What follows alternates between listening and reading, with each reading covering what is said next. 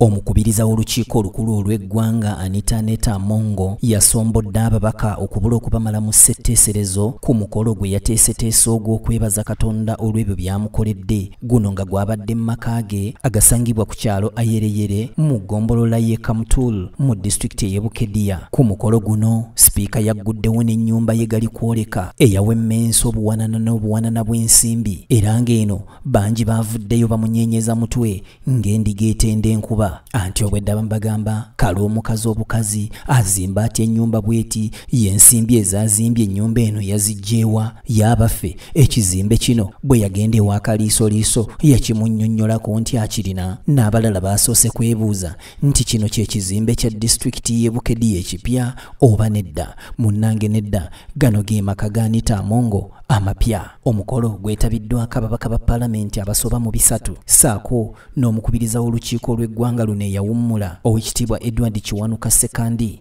Wakati mu mbeera eno sipiika Amongo ng'ali wamu n'omwami we Moses Magogo, ono nga ye pulezidenti w'ekibiina ekitwala omuzannyo gw'omupiira mu ggwanga ekya FUFA, baayanirizza abagenyi baabwe. Kale ng'omukolo engeri gye gwabadde gwa kwebaza wabaddewo okusaba okw'okwebaza. Munnange bangi bwe balaba Anita Amongo balowooza nti mukazi bukazi yera ensimbi yazigjeewo okubeera ng'akola ekintu bwe kityo, era bwe batyo tebakkiriza nti ennyumba eno ya Amongo. Omukyalo ono ng'omwana yenna abeerako obuzaaliro n'obukuliro.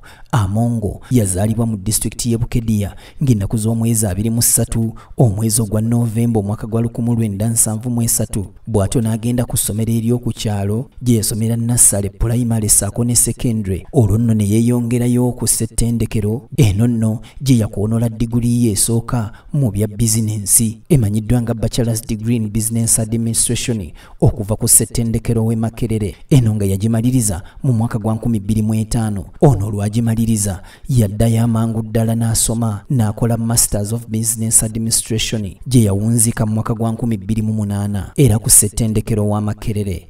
Mu 2018 Amongo olwamala Masters yeeyongerayo amangu ddala ku ssettendekero wa Kampala International University n'asoma diguli ye ey'amateeka. Kati okuva mu mwaka gwa 1998 okutuukira ddala mu mwaka gwa 2006 Anita Amongo yali akola mu banka emanyiddwa nga Centenary, era we yatuukira okuvaayo mu mwaka gwa 2006 yali alinnyissiddwa eddaala nga branch manager. Ono emyaka 10 emabega alyoka agende mu kalulu yali musomesa muyite lecturer wa accounts ku ssettendekero wa Kampala International. Okuva mu mwaka gwa 2007 Amongo yayingira ebyobufuzi era nga yeesimbawo emirundi 2 mirambirira mu disitulikiti ya Bukedya nga bakagigunjaawo naye nga bamuwujja akalulu. Bw'atyo nga ne mu 2011 Rosa Akolo eyali ow'ekibiina kya National Resistance Movement akalulu yakamukuba. Oluvannyuma lw'okumukuba akalulu ng'ali mu kibiina kya FDC mu 2016 yasalawo ajje ku tiketi y'obwannamunigina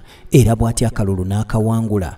Mu 2020 yeegatta ku kibiina kya National Resistance Movement kya NRM ekiri mu buyinza oluvannyuma lw'ofuna obutakkaanya ne FDC. Era bwe kityo kyamuyambako kinene nnyo okulaba ng'addamu okuwangula akalulu omulundi ogwokubiri. Omubaka Amongo yalondebwa ku bumyuka bw'omukubiriza w'olukiiko olukulu olw'eggwanga era bw'atyo ng'amyuka mukama we Yakobo Oulanyah bonna nga bakibiina kya NRM. Wabula oluvannyuma sipiika Yakobo Oulanyah yava mu bulamu bw'ensi eno nga tabugumizza na mbooge mu ntebe eno. Bwe kutyo okulonda ne kutojjera Anita Amongo akalulu n'akawuuta buva n'abeera ng'amyukibwa Thomas Tayebwa era bonna nga bannakibiina kya NRM. Ono ajjukirwa nnyo mu nsasagge ebaddewo wakati mu kulwanyisa ebisiyaga bwe yakoowoola ababaka ba Paalamenti bonna obutayossaako yadde n'omu okujja bawagire ebbago lino erigoba obugwenyufu mu ggwanga Uganda. Ebiseera ebisinga buli muntu kyakolerera kulya bulungi, kwambala bulungi, kutambula bulungi na kusula bulungi.